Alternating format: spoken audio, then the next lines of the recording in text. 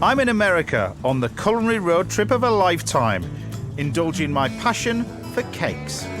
Cheers. Cheers. I'm about to meet some of the greatest bakers America has to offer. You can never have enough maple syrup. This is baking in the fast lane.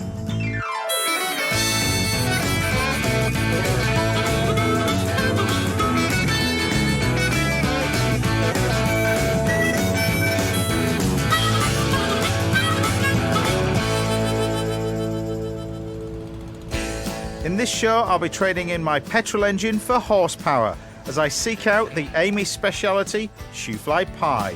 And I like Shoofly. What kind of Shoofly do you like? I've never tried Shoofly, but I'm looking forward to it. And my search for the perfect pretzels gets me tied up in knots. And that's a pretzel. Is it? I feel like you've just let me have that one. In the kitchen, I'll be showing you my take on these American classics.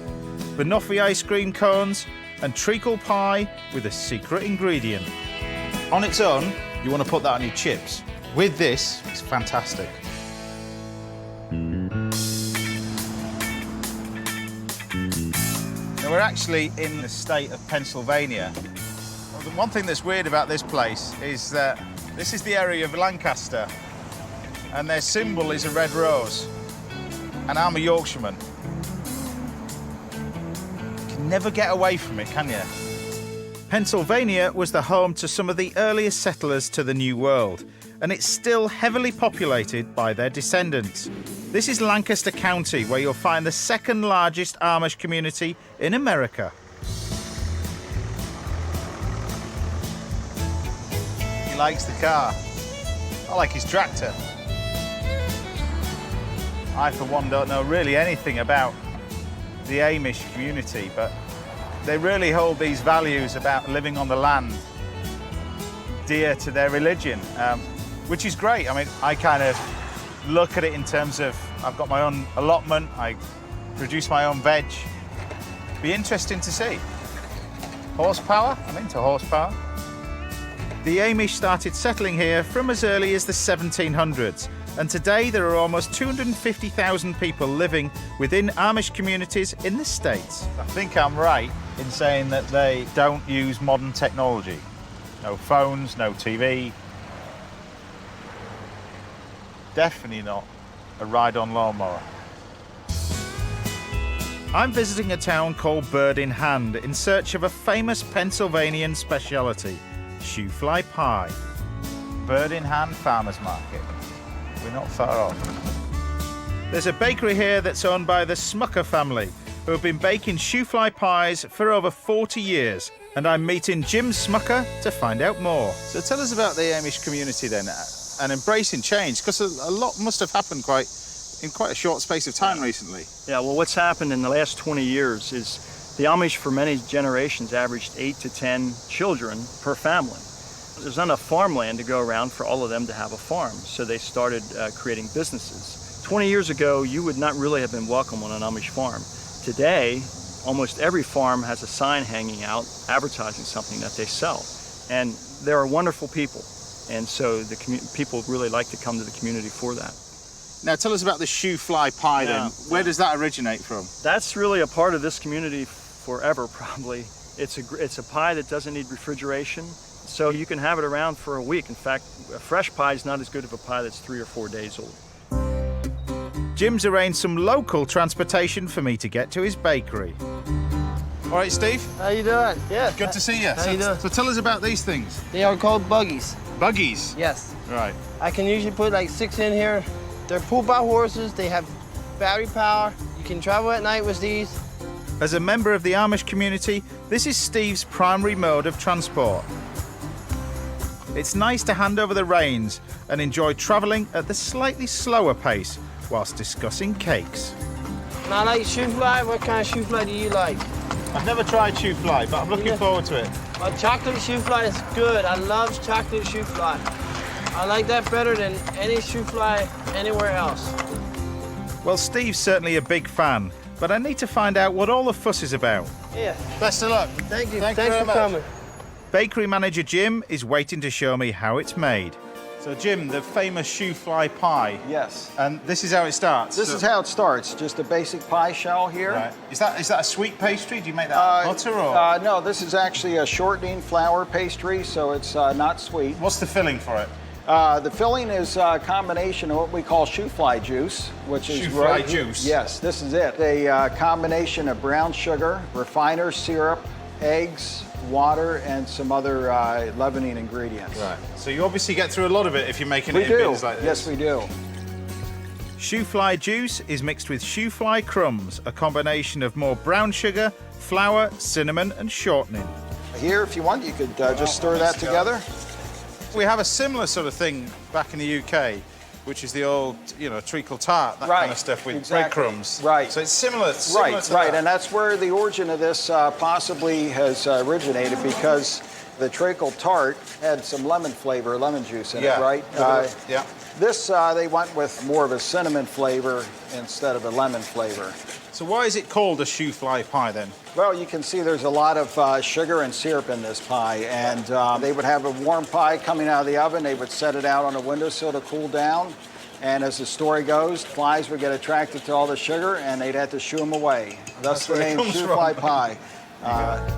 Jim pours the mixture into pie cases before topping them with more of the crumb mixture, and then putting them in the oven. Well, it's sugar packed, so I can't wait to try it. All right. Okay, James, well, here is a sample of the Shoofly pie. It looks highly calorific. It is, yes. Nothing but high octane. It's kind of all the energy that you need to go It working is. in the field, wouldn't it? That's Buddy? right. Right on cue, there's a fly there, look. Yep, it lives up to its name. Yeah, exactly. But it tastes delicious. It's very good.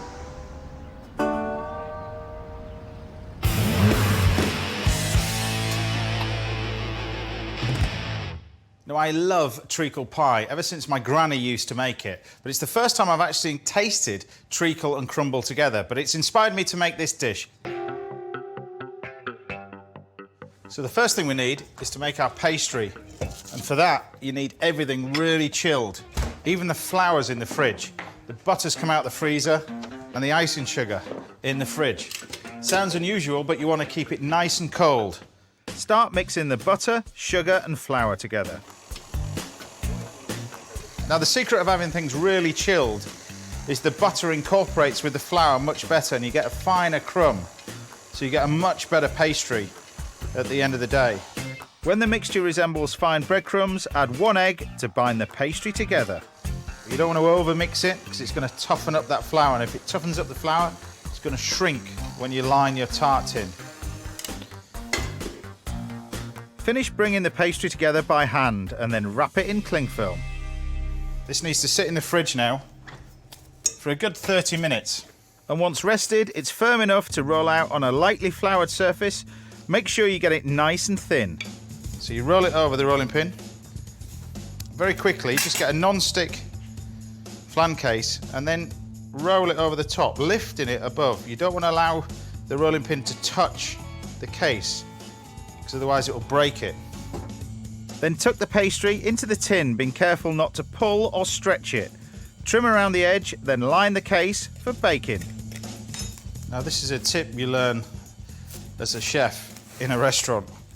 Baking beans are quite expensive, so we don't really use them. So we can either use rice or flour.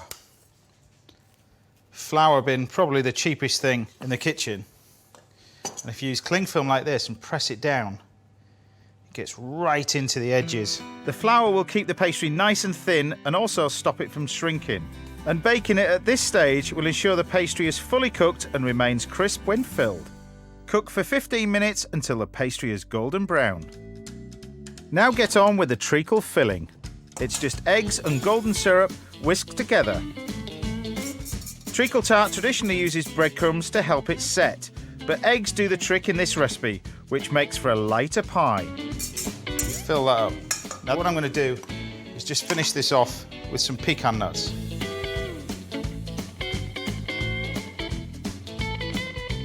Place it into a low oven and bake for an hour, and then it's all about the topping. So a standard crumble mix. It's butter, flour and demerara sugar rub together and spread it out onto a baking tray. But the secret to this, and I think it's the secret to anything that contains that amount of treacle, is salt. It cuts through the sweetness of the treacle and enhances the flavour. Add a good pinch to the crumble mix and then it's ready to bake. And cook this for about 10 minutes.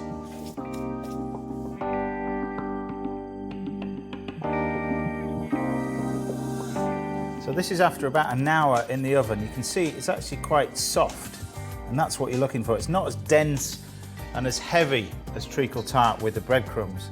Still be able to slice it, but nice and soft. But this is the real key, I think, this salt crumble. On its own, you want to put that on your chips. With this, it's fantastic. Even though you've got all that treacle in there, it's the salt that cuts through the sweetness. And there you have it, my treacle pie with sea salt crumble. The texture is very similar to sort of Shoofly pie, but it's not as dense.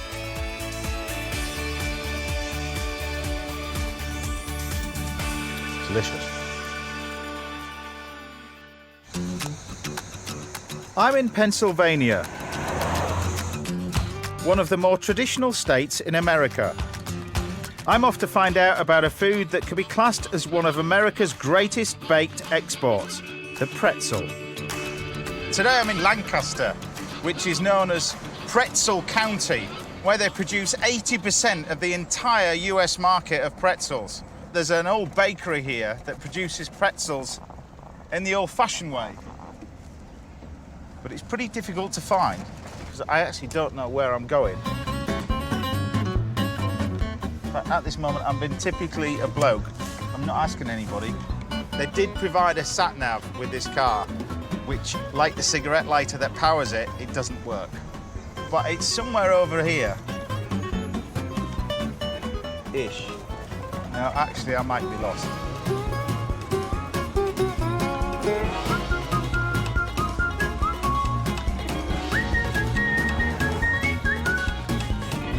Excuse me, guys. Hammond's Bakery, Pretzels. Do you know where it is? There's a bakery on the other road. Yeah. Go up to the light, make a right, and then another right. Wicked. That'll be the one. Thank you very much, guys. Nice car. Thank you.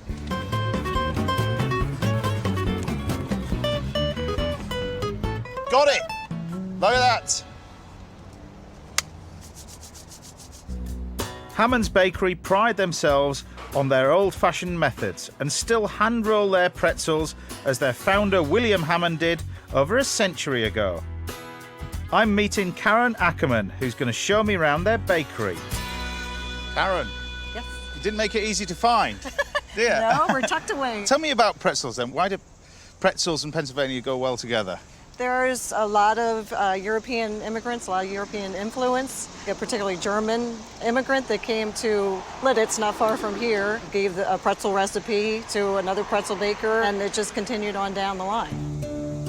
We head back to the old garage that has housed the Hammond's Bakery since the 1800s to meet Karen's brother and chief domixer Brian. He's got some pretty impressive machinery. This is a slow speed mixer. Right. At the beginning of the day, we start with flour and water and yeast. And So it's like a starter. it's like a starter. We remix that with more flour, more water, and a couple other ingredients. Yeah. And then we put it on the table for the people to make pretzels out of. The huge batch of dough is divided into small pieces which get rolled and twisted into the traditional pretzel shape. Why that pattern anyway? Oh, the twist? Well, back in the 600s AD, a monk folded it in that pattern to represent children's arms folded in prayer, and he gave it to them as a treat when they said their prayers. Right. It looks simple, but it probably isn't. I can't resist a challenge, so I'm going to get stuck into some pretzel rolling. You want it about 18 inches long. Right. Pinch the ends with your forefinger and your thumb. Pick them up so that it's a U shape, and then twist it around. What have you just done there? Flick your right wrist. Flick your right wrist. Yeah. There you go. Right. Put it down. Now bring your... And what do you do with the bit? And they go right there like that. And that's a pretzel. Is it? Yep. It's kind of like a pretzel. Kind know of, it. yes. I feel like you with a just let little me have that one. maneuvering. I mean, this is incredibly labor intensive doing it this way. It is. We're committed to keeping handmade pretzel rolling alive, Right. and we believe that we have a superior product to any machine-made product. Well, I feel like you used to until you let a Yorkshireman have a go at making them, but This way and then pull them back. There you go. do you know what? We'll just leave them there, right? What happens after this then? Well, all right, these boards all hold 95 pretzels. When it's full, Right. carry them over to the rack over here, Yeah. and let them sit for about 45 minutes till they're fully raised. When they're finally raised, we need to put them in a bath. So they go into a soda ash solution that's boiling. Soda ash. Soda ash. What is Soda that? ash is an agent that'll make the pretzels turn brown when they go in the oven. The bathed pretzels are given a coating of salt, then baked for 10 minutes in a fantastic, huge, old, rotating oven. But they're still not finished. When they come out of the oven, there's one more step before they're ready to go. This is our drying kiln. Right. The pretzels drop in here. This is at 225. Yeah. They'll take 3 passes through the machine, one forward, one backwards, and the last one forward. And that will actually take all the moisture out without changing any of the texture or the coloring on the outside. This stage is crucial to achieve the classic hard pretzel that Hammonds are so famous for. And this is the final product. This is it. This is where they all come out. They're baked on the outside, dried on the inside, all finished when they come out here. So, what do you think? It's the best pretzel I've ever tasted. That's what we want to hear.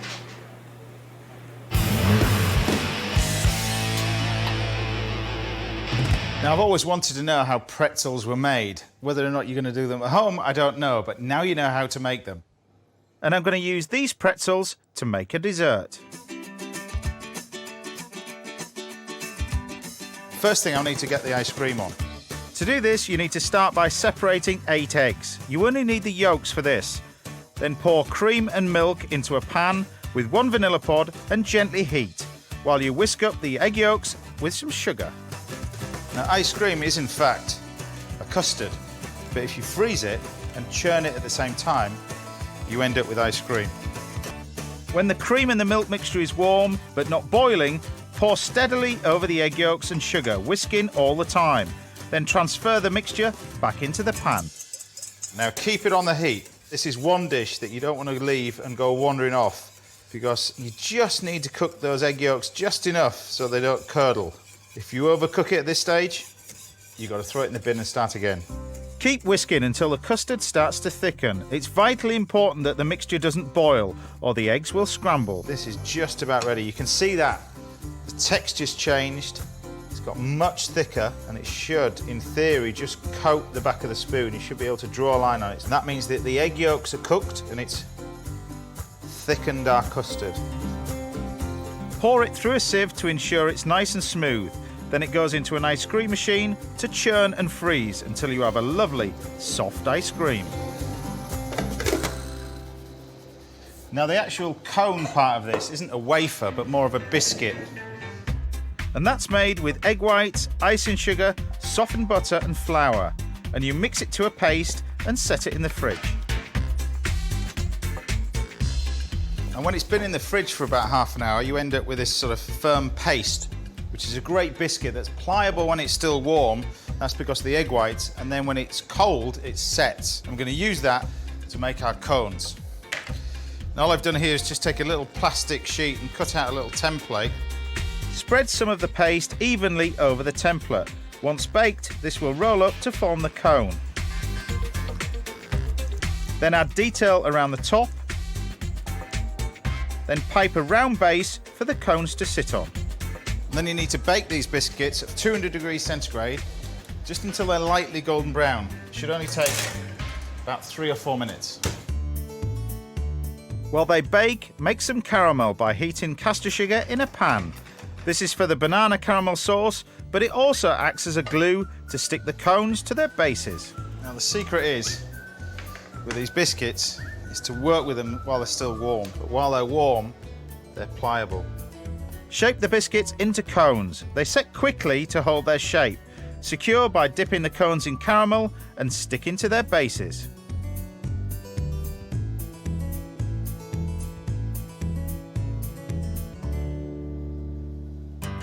Next, chop some bananas and stir them through the remaining caramel with a splash of cream.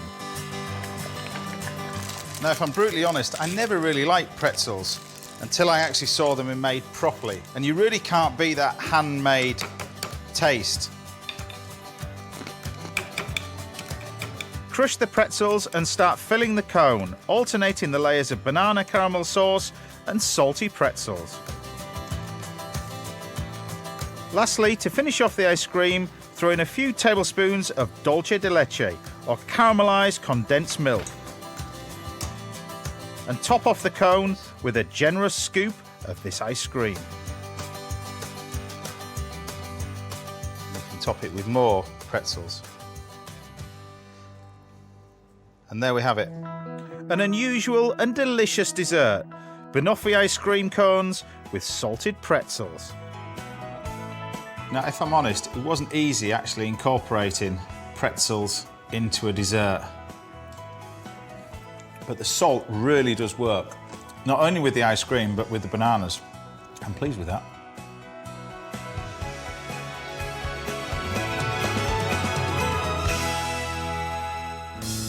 Pennsylvania is a place of real contrast, of tradition versus industry, the old versus new, and they've got some pretty good food.